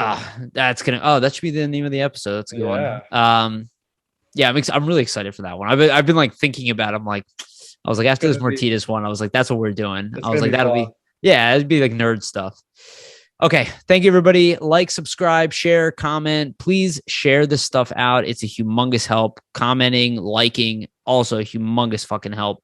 You guys have no idea how much that actually helps and encourages the podcast. Like Vasili and I look at the numbers because, with the team doing so poorly and the fact that our numbers are going up, it's awesome. I can't imagine how this is going to grow when the team actually doesn't make you miserable. So yeah, thank you again, everybody. Thank you for listening. We love you. And remember, always stay gritty.